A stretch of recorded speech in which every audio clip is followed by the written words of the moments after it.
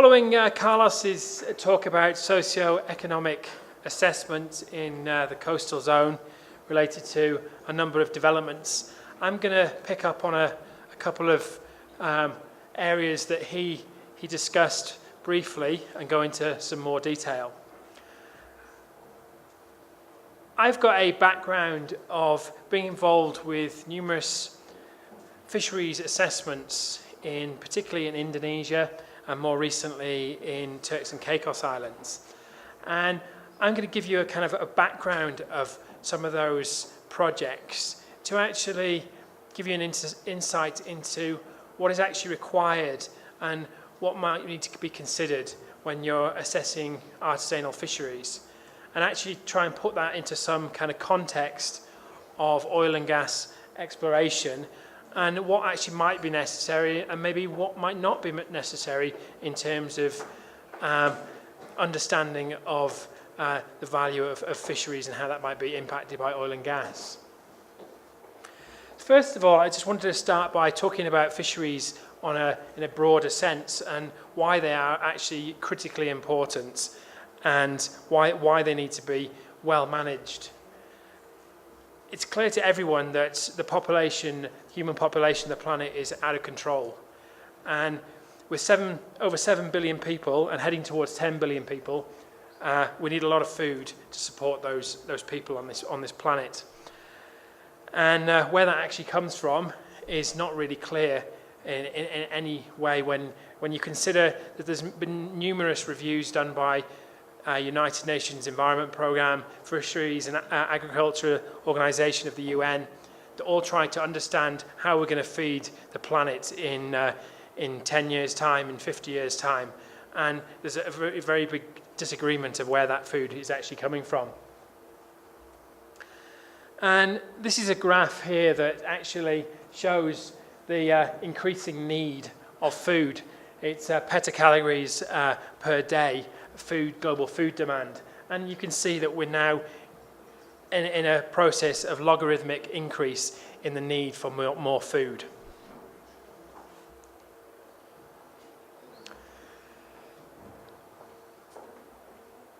Fishing is a clear means to supply protein to the world's people. And for the majority of human development, our ability to keep catching more and more and more fish from the oceans has continued. But as you can see from this graph here, actually wild fisheries catch plateaued off in the 1980s. And it's now actually probably in decline. It's unclear, but that's more than likely the actual status quo, that we're now catching less fish in our oceans at a time when we need more food. And aquaculture is beginning to actually add to that catch, but its capacity to keep increasing more food is probably quite unlikely. And to actually put that fisheries information into some form of Colombian context, I looked at the FAO website and took some of their statistics off their website to show how fisheries are quite important in Colombia and their kind of current status quo. Right, in Colombia, you guys are catching about just under 80,000 tons of fish a year. There's quite an even spread between the inland fisheries, rivers and lakes, and the coastal marine fisheries. But what's clear is that in the late 1990s, the fisheries catch actually peaked. And ever since then, the fishery catch has actually been in some level of decline. And that's not just important because it's a source of food, it's also important in terms of employment. Statistics, again, from the FAO website state that small-scale fishing on the Atlantic side of Colombia includes 12,500 people. Employment on the Pacific side is 13,500 people. And those are both small-scale fishing activities.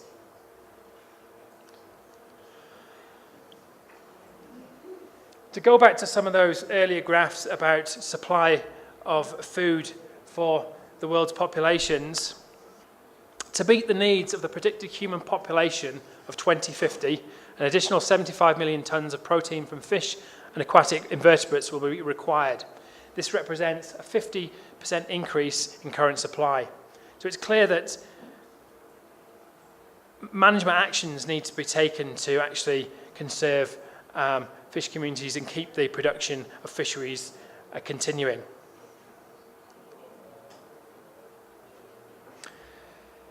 Some of the things that Carlos was talking about in his speech was reference to artisanal fisheries.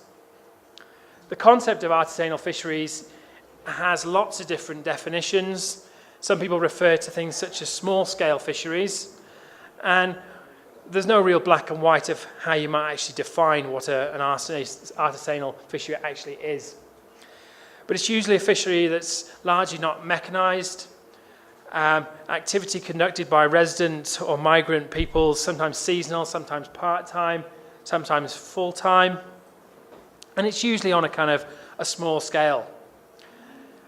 Largely characterized by being labor-intensive. You need lots of people to be pulling in nets, to catching, putting out lines, which is very different to the mechanized approach of large industrial fishing.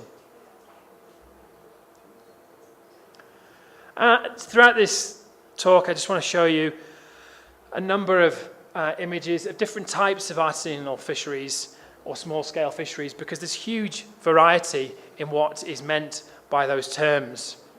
And that has implications for how you might actually go about assessing these fisheries, which is not a particularly easy thing to actually do.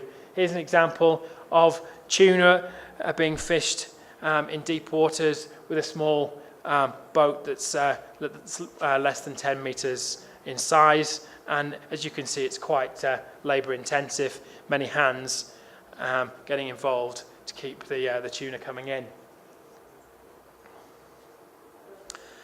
Artisanal and small-scale fisheries actually usually refer to the smallest viable fishing units in a country or a province. In the UK, people often refer to small crab fisheries as artisanal fisheries, although they're on boats that are quite in some way mechanized and can be up to like 14 meters long.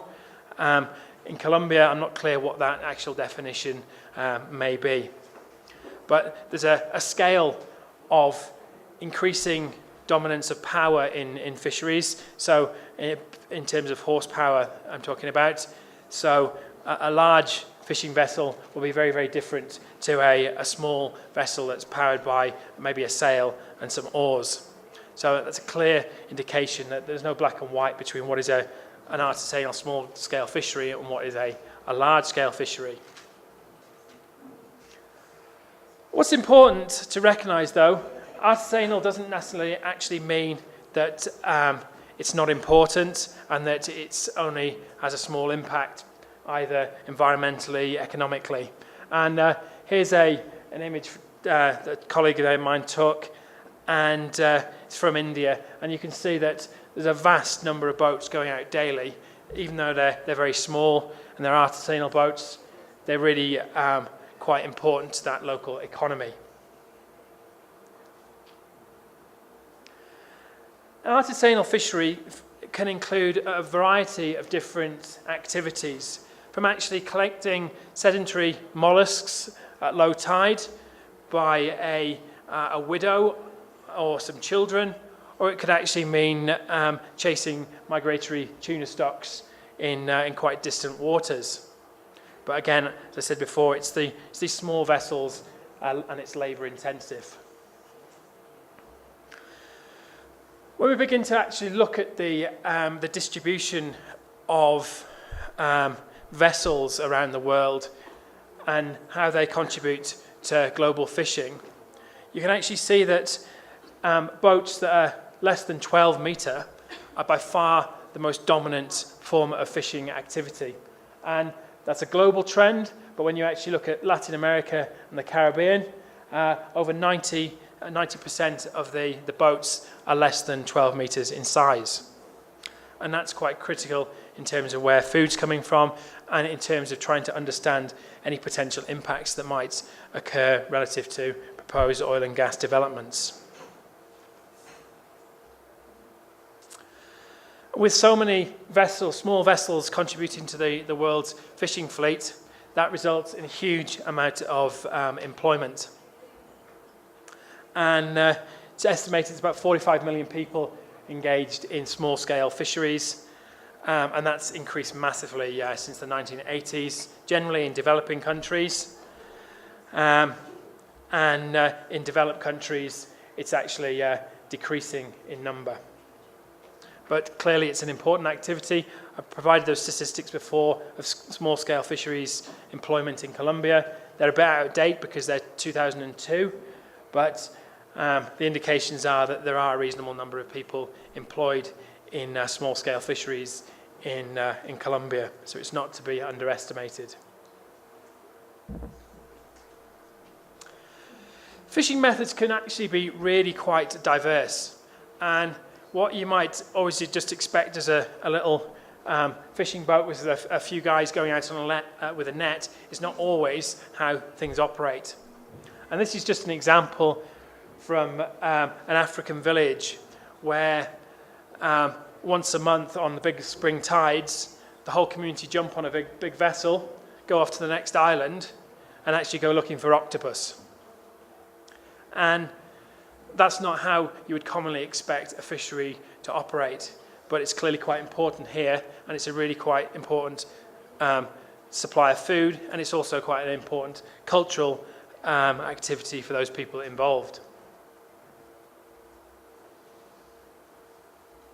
So again, I just wanted to show you some more statistics that demonstrate how important small-scale fisheries are to actually supplying fish food around the world.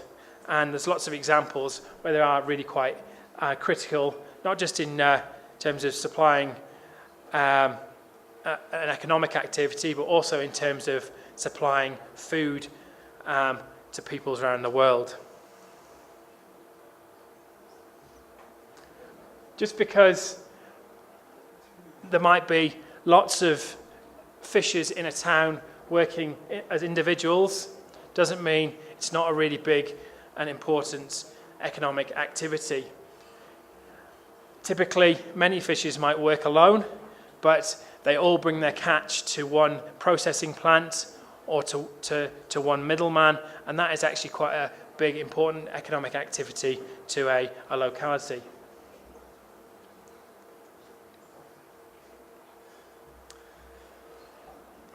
This is a data table taken from a review by Daniel Powley, fisheries scientist in British Columbia. And this kind of demonstrates how large-scale fishing in industrial-scale vessels is not quite as important in terms of employment as those of small-scale fisheries. And actually, if people are concerned with protecting employment, they need to be considering protecting the livelihoods of small-scale fishers. And when you begin to think about sustainability, small-scale fisheries actually collect a lot more fish for the amount of fuel that they consume.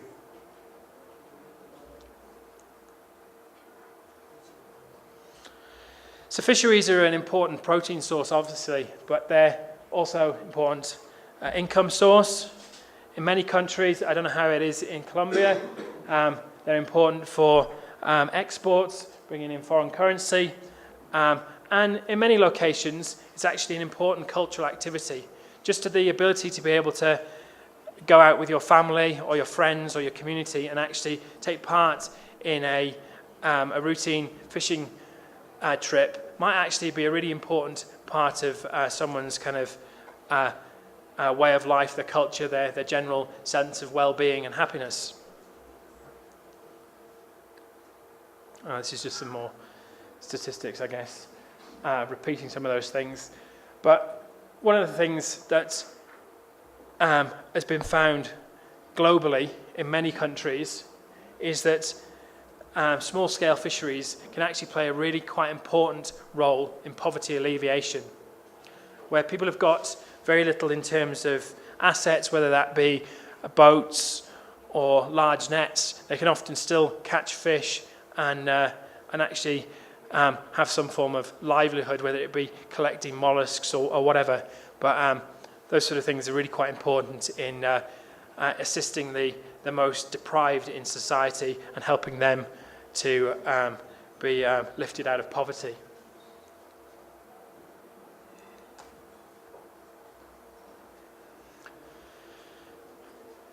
Particularly in the UK and Europe at the moment, there's a big focus on the impacts of fishing on the marine environment, simply because the European Union, particularly over the last 20 to 30 years, has gone down the avenue of supporting large-scale fishing and created management schemes that aren't necessarily orientated towards protecting the marine environment. And one of the important things about small-scale fisheries is that on an individual level, they're less threatening to a marine ecosystem. They don't have as much bycatch. They don't use as much physically damaging nets and gears. And where large-scale industrial-level fishing has taken place, they're the areas of the world that have been particularly damaged by these activities.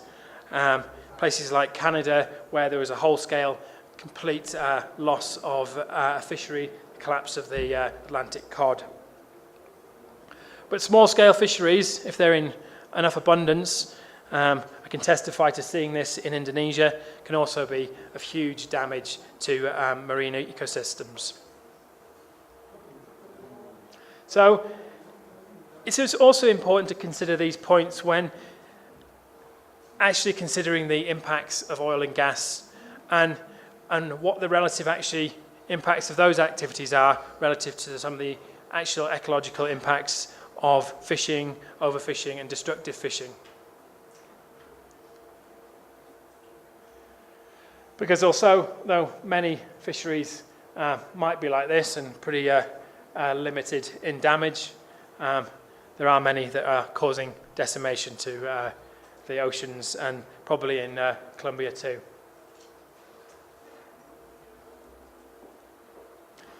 But one of the key things about small-scale fisheries is that they're really quite important to actually supplying income, and actually the economic benefits to communities are much greater when people are self-employed, running small to medium businesses, and they're actually wealth creation is much greater than working in large industrial scale fisheries.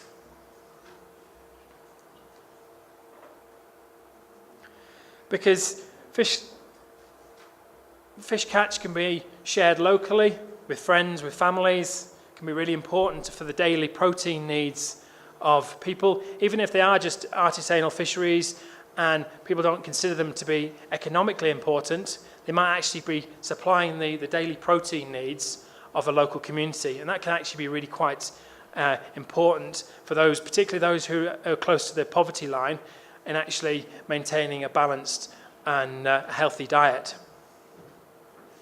These small-scale fisheries can be sold in local markets. Sometimes they can be exported. Recently, in working with a number of seagrass scientists around the Caribbean region, I've discovered an increasing trend of realization by Chinese middlemen particularly, who are interested in the sale of sea cucumbers. And the sea cucumbers have become so overexploited in the Indo-Pacific region, and there is a huge amount of sea cucumbers throughout the Caribbean seas. And that's actually now become a big focus for fishing activity around the Caribbean. And it's supplying a big income to fishers in diverse places such as Mexico, in Turks and Caicos, in the Bahamas. So I just wanted to point out that really that fisheries are quite diverse in how they impact upon local communities. But why is artisanal fishing potentially of importance to oil and gas exploration and production. Why should anyone really be concerned? And I guess for some of the activities, particularly the seismic exploration, as Carlos talked about earlier, there's probably very little in the way of potential impacts, because most small-scale fisheries, because they're small-scale, they don't have big boats, they don't want to travel far offshore, and they're quite happy to exploit the local habitats. So it's important to be realistic, really, about what the potential impacts of an oil and gas development might actually be on an artisanal fishery. And in most cases, that's probably quite minimal. But when you get to the downstream activities of oil and gas production, when you start to think about coastal infrastructure to go with oil and gas exploration, then there is potential for impact to actually occur. One of the major potential things, I discussed this quite a lot in detail yesterday, specifically focusing on seagrass meadows, but coastal infrastructure to support oil and gas production does have the ability to result in habitat loss. And that can be quite important when an area of seagrass or reef has been fished for a long time by a fishing community, and they're quite dependent upon that actual resource.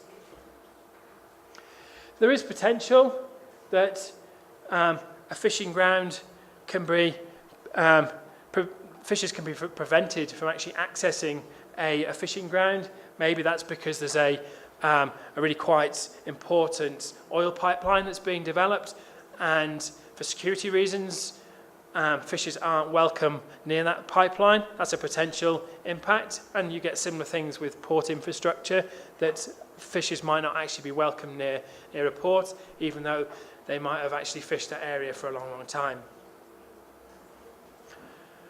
An indirect impact might be the fact that the loss of a seagrass meadow, say, or a mangrove that was a really quite important fish nursery, and that's damaged potentially by an onshore facility or infrastructure, means that the actual deep water fishing fish stock is actually damaged by those onshore activities. And as Teresa mentioned earlier, there's lots of toxicological potential issues related to any oil production and exploration, and that has the potential to impact upon artisanal fisheries. All these potential sources of conflict with fishing do have the potential to result in influences on fisheries catch and have major social, cultural consequences. But it's important to be realistic about what those actual impacts may be. And as we discovered before, they're not always going to be that major, even though good kind of communications with communities involved in fishing is clearly really quite important, as Carlos discussed in detail.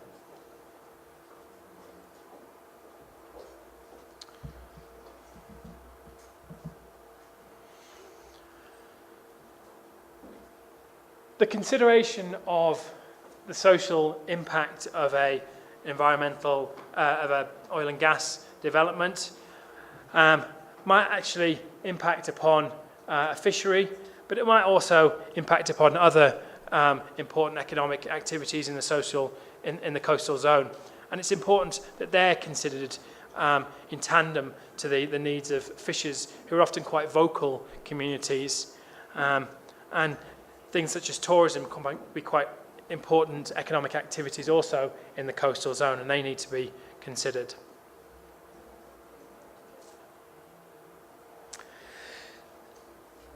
So now I want to actually go into some detail about how I assessed fisheries in an area in Indonesia, and how that monitoring program has gone on for a long time, and the things that it's actually had to consider to be able to assess the actual complex nature of an artisanal fishery. And as I've mentioned before, there's lots of different types of fishing techniques that could be considered within an artisanal fishery. It might just be people sat off a pier with a hand line on a daily basis catching their dinner. It might be a whole family that goes out with a seine net once a week and collects a load of fish. It might be some fishers on a small boat using fight nets, small otter or beam trawls. They might deploy some traps, or they might actually go out with spear guns and collect individual fish. Then you've got various differences within the actual fishing community. You've got those that are perhaps doing it for a subsistence level of food supply, and you've got those who are potentially having some level of commercial activity. And just because there's lots of fishers living in one village and they're all going out from the same port doesn't mean they're all fishing in the same place. And where they actually go, the time that they actually go and do that fishing might actually be quite different. And within that fishing community, you've probably got those who are quite squeaky clean and are doing all things to the letter of the law, but then you've probably got a grouping who are probably deviating from what is legal. And actually being able to assess those communities, those fishing activities, can actually be quite difficult. So if you were to actually conduct an assessment of an artisanal fishery, it might be quite multifaceted. There might be a lot of different things that you might actually want to consider. And that will actually very much depend on the potential impacts of the activity that you're considering. But from the surveys that I've actually been involved with, it's very important to start with speaking to people, trying to actually understand the nature of how people fish within that local area.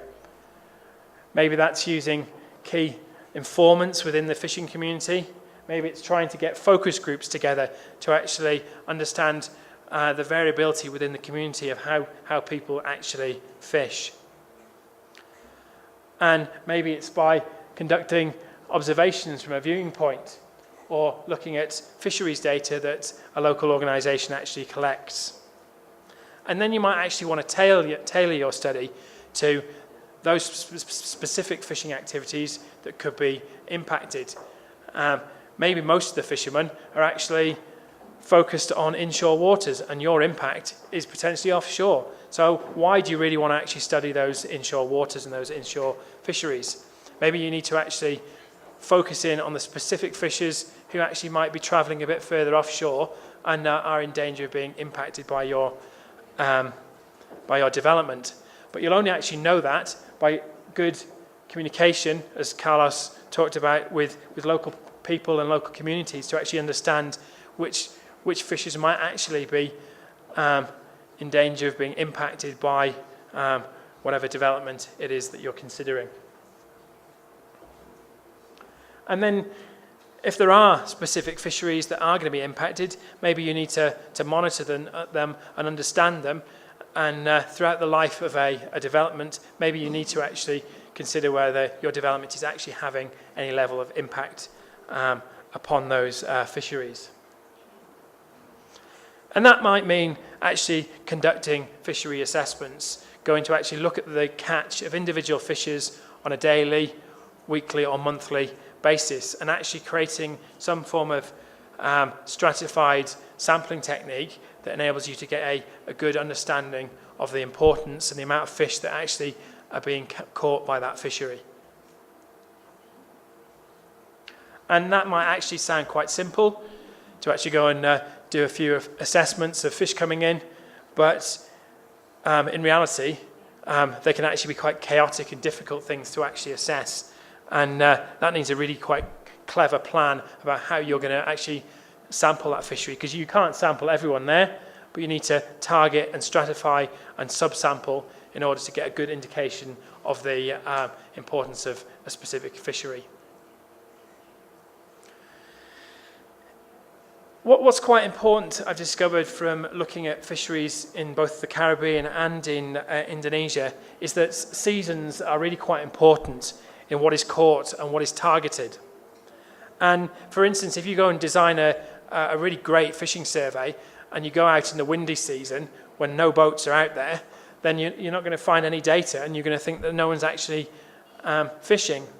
So you might want to actually target your surveys around specific seasons. And that might be based upon early discussions with local fishermen about what are the key times in a year, the key seasons for actual different fishing activities.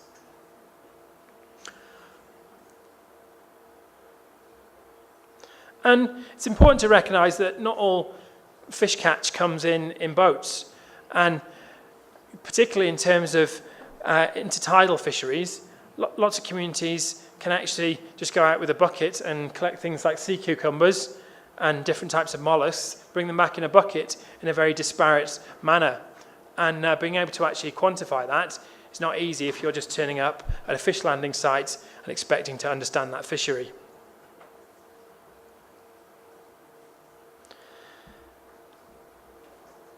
And the day of the month that you might go out will also have a huge impact upon what's being caught.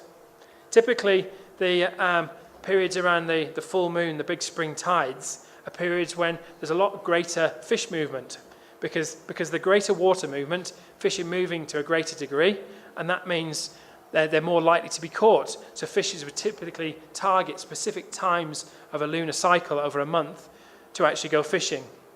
And their actual different techniques might change throughout that period. And if you go out at one period, maybe at a neap tide, maybe the actual catch will be very different to a period where you've got big spring tides. So these are really quite important changes in how a fishing activity might occur.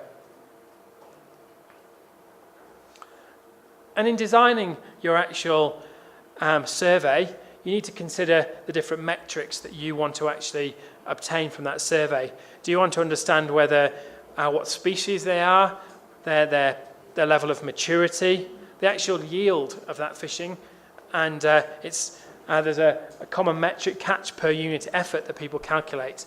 And those are things that you need to understand and decide upon from an early level within that fishery assessment.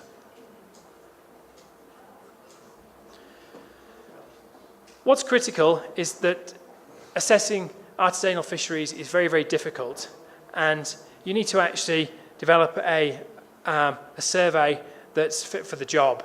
You need to be able to get the amount of information that's necessary, not to do an exhaustive study of the artisanal fishery, but to get enough information that allows you to determine whether there is an important fishery in a location that might be potentially influenced by an oil and gas exploration or production development.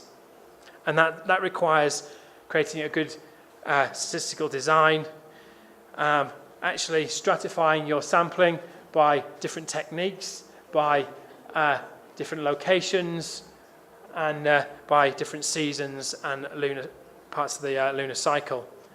And critically, it needs to involve some level of structured interviews, because it's amazing that if you just go out and you assess the fish that are being caught in a boat, then you will never ever get a good understanding of the local fisheries communities and how dependent people are or are not upon those fisheries. ¿Ha sido usted testigo de una situación donde una compañía de exploración y producción de hidrocarburos haya causado daño en las stocks de peces locales al comprar la captura, digamos el catch, perdón, de pesca artesanal, y resultando en una sobrepesca, en una situación de sobrepesca? Perdón que estoy traduciendo simultáneamente la pregunta.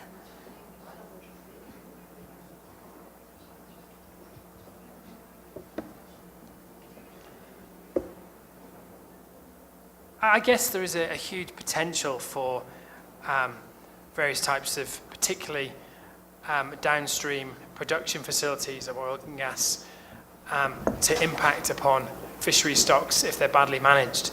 But and I guess the Horizon oil spill is probably one of those examples, and I'm not clear what the research that's gone with that has actually shown, but I imagine there were damages upon fishery stocks in the Gulf of Mexico. But whether there are many examples specifically related to exploration, I'd be very, very surprised. The actual impacts of exploration on coastal fisheries are probably quite minimum. I guess there are some potential, as I think Hamish mentioned yesterday, that seismic exploration can damage the swim bladder of a fish, and therefore there are potential damages to fish stocks. But I'd be surprised if that level of exploration has a huge impact upon fish stocks. It might have small impacts, but whether they're particularly large is debatable.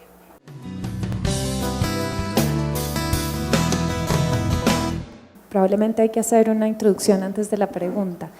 Para el licenciamiento ambiental en Colombia, la evaluación de impacto ambiental, que es requerida para esa solicitud, necesita la definición de un área de influencia directa y un área de influencia indirecta.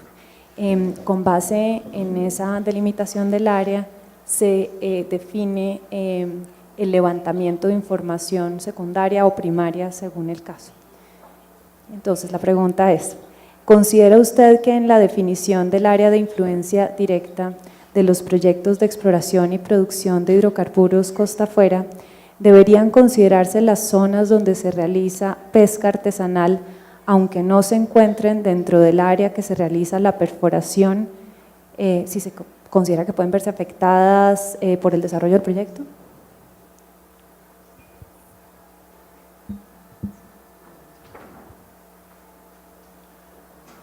I'm not really clear how these fishes might actually be impacted indirectly, other than if there was some sort of coastal development that damaged habitats.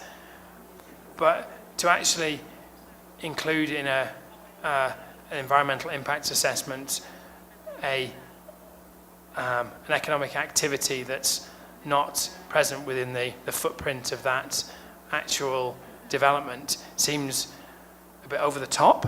If there is no fishing community that is actually utilizing the waters where an exploration is actually occurring, then it's quite difficult to justify the inclusion of that. But if there is a genuine risk that there could be an indirect effect through the damage of a dependent habitat on that fishing community, then maybe there is a requirement and maybe there is justification.